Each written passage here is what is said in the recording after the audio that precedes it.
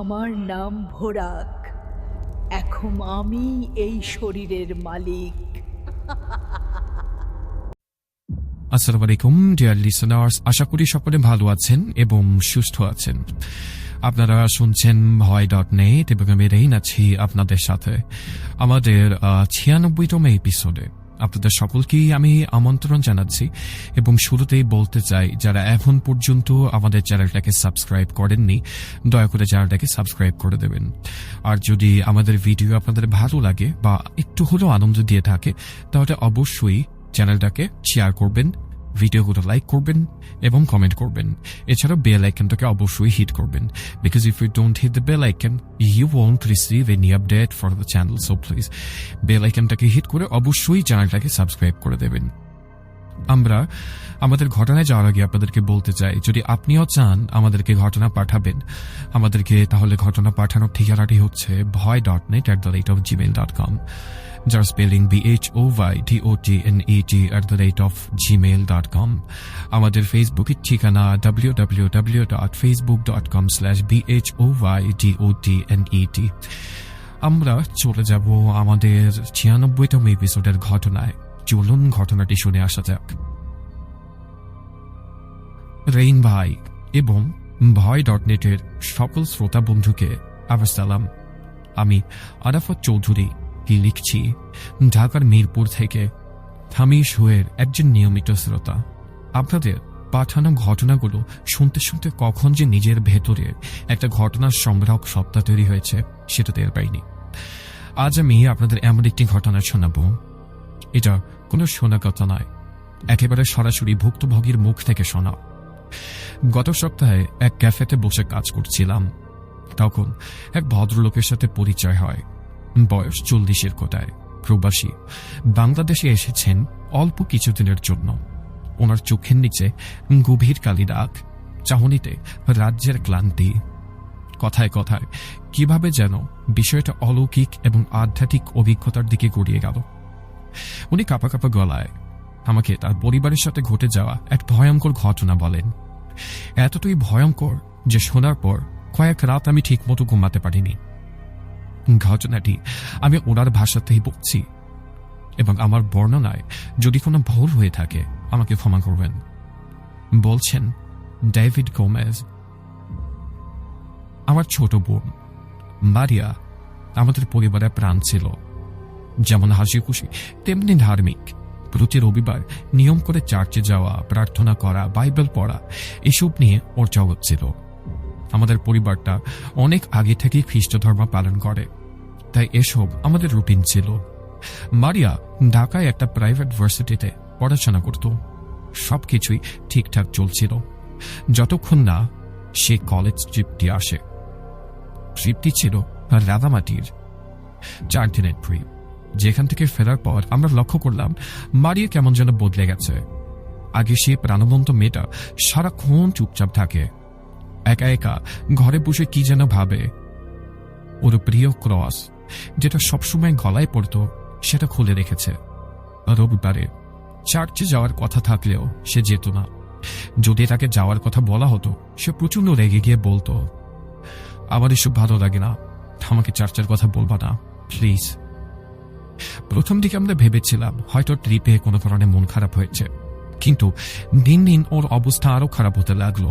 ও আমাদের সাথে প্রায় কথাই বলতো না। যখন বলতো তখন ওর স্বরটা কেমন যেন অন্যরকম শোনা যেত, ভারী এবং পুরুষালী। সবচেয়ে অদ্ভুত ব্যাপারটা ছিল ওর ডান চোখ। ও প্রায় ডান চোখ হাত দিয়ে চেপে ধরে রাখত। জিজ্ঞেস করলে বলতো, এই চোখ দিয়ে আমি ওকে দেখতে পাই, ও হাসে। আমরা আটকে উঠতাম ভয়ে, যে হাসে, কাকে দেখতে পাও তুমি? মারিয়া কোনো উত্তর দিত না, শুধু ফেল ফেল করে তাকিয়ে থাকত। রাতের বেলা ওর ঘর থেকে অদ্ভুত আওয়াজ ভেসে আসত, কখনো ফিস ফিস করে কথা বলার শব্দ, কখনো গোঙানির আওয়াজ। আমরা একজন বড় সাইকিয়াট্রিস্ট ডক্টর স্যামুয়েল দাসের কাছে ওকে নিয়ে গেলাম, কিন্তু সব সময় তিনি বললেন এটা কোনো একটা জটিল মানসিক রোগ, মেবি স্কিজোফ্রেনিয়া অথবা ডিআইডি, মানে ডিসোসিয়েটিভ আইডেন্টিটি ডিসঅর্ডার। পাহাড়ে হয়তো এমন কিছু দেখেছে বা ঘটেছে যা ওর মাথায় গভীর একটি প্রভাব ফেলেছে। ডাক্তারের কথায় আমরা কিছুটা ভরসা পেলাম। ওষুধপত্র দেওয়া হলো, কিন্তু কোনো লাভ হলো না, বরং মারিয়ার অবস্থা আরো ভয়াবহ হতে শুরু করলো। ও আয়নার সামনে দাঁড়িয়ে ঘন্টার পর ঘন্টা কথা বলতো, কিন্তু আমরা অন্য প্রান্তে কাউকেই দেখতাম না। একদিন রাতে আমি পানি খেতে উঠি এবং দেখি মারিয়া ডাইনিং রুমে টেবিলের উপর রাখা ফল কাটার ছড়িটা হাতে নিয়ে নিজের ডান চোখের দিকে তাক করে আছে। আমি দৌড়ে গিয়ে ওর হাত থেকে ছুরিটা কেড়ে নিতেই এক ঝটকায় সে আমার হাতটা ছাড়িয়ে দিল।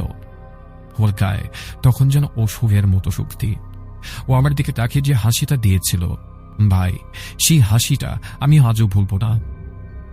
ওটা মারিয়ার হাসি ছিল না, পুরুষালী কর্কশ গলায়ও বলে উঠেছিল, ছেড়ে দে আমাকে, এই চোখটা আমি উপড়ে ফেলবো, এটা দিয়েও সব দেখে ফেলে। সেই মুহূর্তে আমাদের মনে হলো ব্যাপারটা আর স্বাভাবিক নেই, এটা কোনো একটা মানসিক রোগ, এর চেয়ে ভয়ঙ্কর কিছু। আমার মা তখন আমাদের এলাকার চার্চের প্রধান ফাদার রাফায়েলের সঙ্গে যোগাযোগ করলেন। পরের ঘটনা ফাদার রাফায়েলের মুখে শোনা। বলছেন, ফাদার রাফায়েল। ডেভিডের মা যেদিন আমাকে ফোন করেন, ওনার গলা শুনে আমি বুঝতে পারছিলাম যে পরিবারটি একটি গভীর সংকটের মধ্যে আছে। পরদিন আমি আর আমার সহযোগী ব্রাদার জনিকে নিয়ে ওদের বাসায় গেলাম। আমাকে বসবার ঘরে অপেক্ষা করতে বলা হলো। কিছুক্ষণ পর ডেভিড ধরে ধরে মেয়েটাকে নিয়ে আসলো। মারিয়াকে দেখা মাত্র আমার বুকের ভেতরটা কেমন যেন ছ্যাদ করে উঠল। মেয়েটার চেহারাতে কোনো লাবণ্য নেই, চোখ দুটো কোটরে বসা, আর দৃষ্টিতে এক ধরনের শূন্যতা আর চাপা আক্রোশ। আমি ওর মাথায় হাত রেখে ছোট্ট করে প্রার্থনা করতে যাব, ঠিক তখনই একটা ঘটনা ঘটল। মারিয়া আমার দিকে এমনভাবে বিকৃত ভাষায় তাকে কথা বলে উঠল যা আমি আমার জীবনে কোনোদিন শুনিনি। ওটা কোনো মানুষের ভাষা ছিলই না, কেমন যেন হিস হিস আর ঘর ঘর শব্দ মেশানো। আর ওর গলার স্বর একই সাথে মনে হচ্ছিল যেন 10-12 জন পুরুষ আর মহিলা একসঙ্গে কথা বলছে। আমার সারা শরীরটা কাঁটাতে উঠল। ব্রাদার জনি সঙ্গে সঙ্গে হলি ওয়াটার বের করে ছিটিয়ে দিতেই মারিয়া পশুর মতো চিৎকার শুরু করল। ওর শরীরটা ধনুকের মতো বেঁকে গেল আর গঙ্গাতে গঙ্গাতে বলতে লাগলো, তোর ঝড়ের অনেক পেজ, তাই না? কিন্তু আমার আগুনের কাছে এই জল কিচ্ছু না।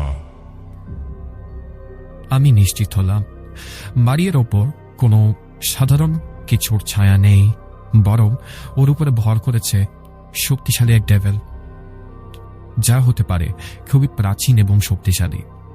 আমি ডেভিডের পরিবারের দিকে তাকালাম, বুঝলাম আপনাদের মেয়ের জন্য এক্সোরসিজমের ব্যবস্থা করতে হবে, এবং খুব তাড়াতাড়ি। এরপর আর ঘটনা ডেভিড গোমেজ আবার নিজের ভাষায় বলছেন, ফাদারের কথা শুনে আমাদের পায়ের তলার মাটি যেন সরে গেল।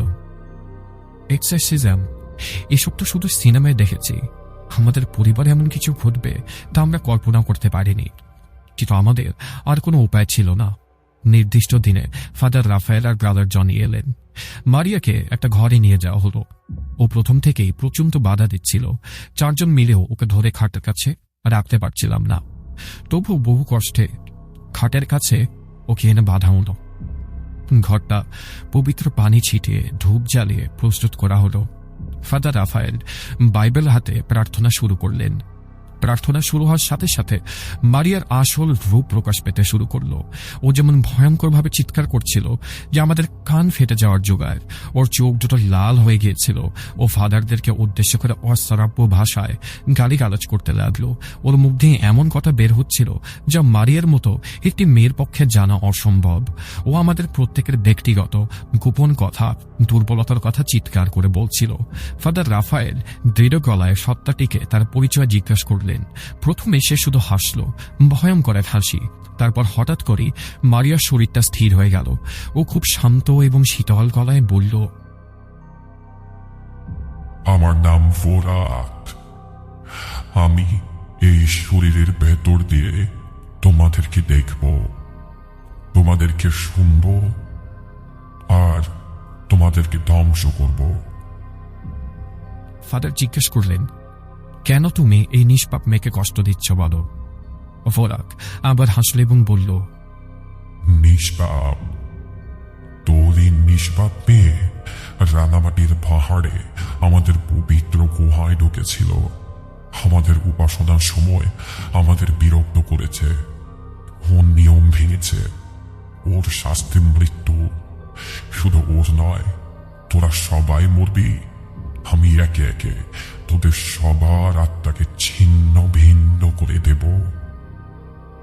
এই কথা শোনার পর আমাদের শিরদাঁড়া দিয়ে ঠান্ডা একটা স্রোত বয়ে গেল। এক্সারসাইজ চলতে লাগলো। ঘণ্টাখানেক পর মারিয়ার শরীরে হঠাৎ খিঁচুনি এবং শরীরটা স্থির হয়ে গেল। আমরা ভাবলাম সব হয়তো বা শেষ, কিন্তু পরক্ষণে যা ঘটল তার জন্য আমরা মোটেও প্রস্তুত ছিলাম না। ঘরের বাতিগুলো ডব করে নিভে গেল। ঘুটঘুটে অন্ধকার, আর আমরা শুধু মারিয়ার নিঃশ্বাসের শব্দ পাচ্ছিলাম। তারপর হঠাৎ করেই একটা ঠান্ডা বাতাস সারা ঘরে বয়ে গেল।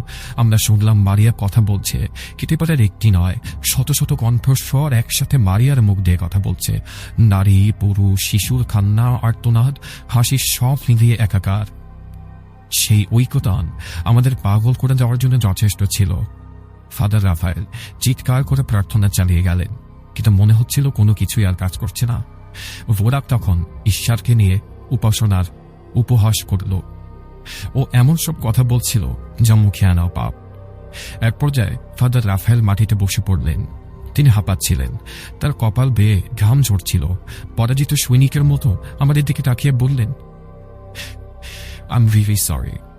It's out of my expertise. আমার ক্ষমতার বাহিরে এটা কোনো সাধারণ শয়তান নয়। I cannot fight it. Please forgive me. ভোরাক তখন শেষবারের মতো হেসে উঠল আর বলল,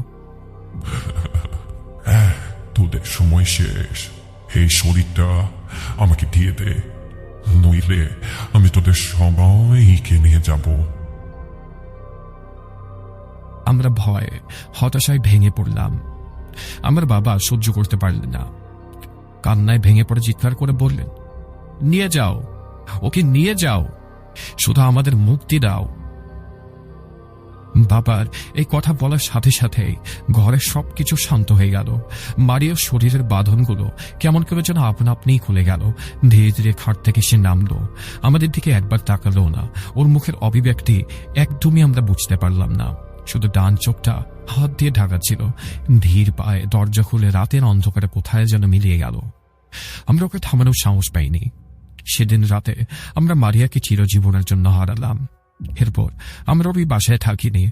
1 মাসের মধ্যে সবকিছু বিক্রি করে দিয়ে আমরা দেশ ছেড়ে চলে যাই, কিন্তু শান্তি পাইনি।